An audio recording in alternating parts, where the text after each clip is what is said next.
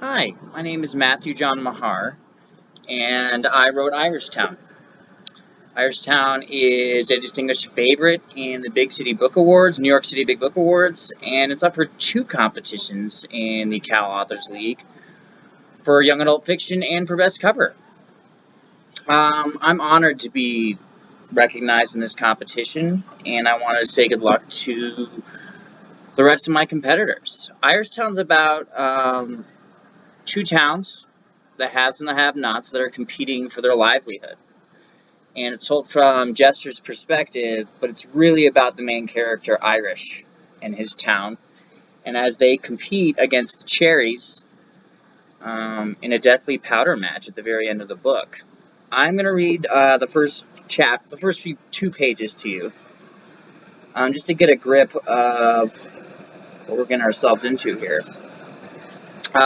Chapter 1 is Jester. Powder match, 60 days. I take a shot of cheap whiskey.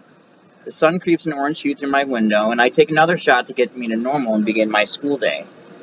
My name is Jeremiah Connolly. Most people call me Jester. In the reflection of a cracked and scratched mirror, I see a woman creeping through my neighbor's backyard, wearing only a parka and snow boots, carrying her black high heels. I hear a sliding door open. I crouch down and peek over my windowsill. As she escapes, I see my neighbor with another woman, his teenage daughter. My neighbor is huge and jacked. His muscles rip across his shoulders as he breathes. He's sprawled out on a bed, naked, with one leg hanging over the side. His daughter whips the other woman's G-string panties off his lampshade, holds them between her two fingers like a biohazard, and throws them in the hamper. She turns on the shower, tiptoes over to the bed, grabs empty beer cans and an ashtray to dump into the trash. She slaps the back of his thinning gray hair to wake him. He continues to lie motionless. She slaps his back and he wakes up.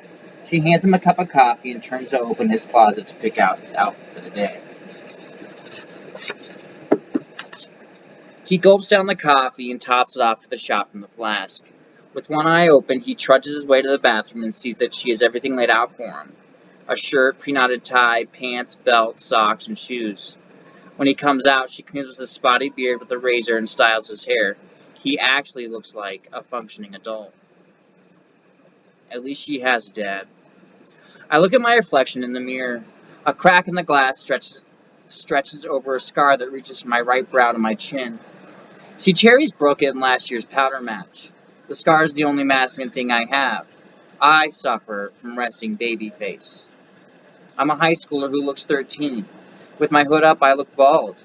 I drag myself over to a closet filled with black hoodies all saying Jester on the back. One good thing about being the Jester is my hoodies. They're impermeable. Since it's cold year-round up here now, keeping warm is something I don't have to worry about. I jump when I hear my mom's voice boom. Jester, Irish is here. I turn to get a last look at my neighbor, and he's staring right at me. But he looks familiar. I pull my hood up over my head, run downstairs and out the door, grabbing my scarf as I go. I follow my adorable demon dog, Doobie. She's an oversized wiener dog with the fury of a pit bull. She doesn't lick my toes, she bites them. A steel black limo pulls up to the front door. Old brakes screech as the limo that I fixed up over the summer arrives. There is still rustled steel door on the rear passenger side, but that's nothing compared to the battered tin can Irish had presented me back in June. He's a kid that can get things. The icy, snowy wind makes it hard to see, but I can follow Doobie waddling the limo door. I wrap the white scarf around my neck and pull my hooding sleeves tight. A plume of smoke billows out the door as it opens. As I enter the limo, I join Ashton's Irish Brigade, a nickname the town has given us. The limo reeks of a decade ago when we were children. Cracked leather, old whiskey, stale smoke, and windows black as holes. It's like riding in a vintage hearse. In the middle of the limo is a blinking three-dimensional telescreen showing the weather. Big surprise, it's going to be cold and snowy. Doobie jumps on Curly's lap. Curly Brown is our smoke quartermate. And the only thing smoke quartermates do is raise demon dogs and deal drugs. Tall, pale, and skinny, his long, dreaded hair is folded into a bun, making his hoodie look like a helmet. He, Doobie, and Irish are sitting across from me. Irish sits with his brother Twitch.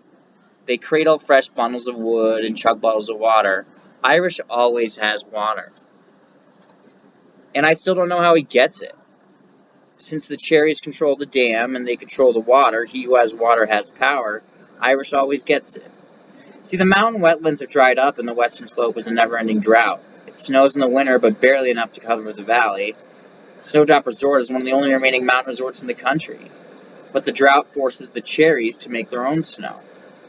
See, Irish doesn't drink, but he smokes like a chimney. His eyes are cold and black. His flesh skin is rugged and life-ridden. His massive frame barely fits in the limo, and his hoodie pulls tight over his broad shoulders. A tattooed clover in tribute to his mom drips from his left eye, and a thick Celtic cross wrapped in a rose covers his neck. His sharp jawline and thick beard give the image of a full-grown man. Girls swoon every time he enters a room, but he doesn't give them a chance. Irish couldn't fight in last year's powder match. He was in the hospital. His dad had beaten the hell out of him. See, his brother Twitch replaced him, and the cherries beat him to a pulp. He's a different person now, too. Irish takes him to school and makes sure he has water. Other than that, Twitch just stays in his room working on his art. And the last mate of the brigade is Shea Murdoch. He sits up front with our driver, Freshmark quartermate Benny. Shea is smaller than Irish, but has the dense, compact aspect of a bowling ball. His smoky gray eyes and buzz brown hair show back out vibe. He cracks his knuckles as a toothpick hangs from his lips. Shea is part of the brigade, but not a quartermate. His family has been in action since the mining days. He knows the ins and outs of the valley. And really, the rest of the book progresses with this Irish brigade and how they compete with life in general and how they compete for their livelihoods against the cherries. The main point to Irish Town is that the youth and children struggle with daily life things that we as adults do. And if you are intrigued, and I wrote this book for many reasons, but the truth is I'm very proud of Irish Town, and I'm proud of it being in this category with my other contestants. Good luck to you all.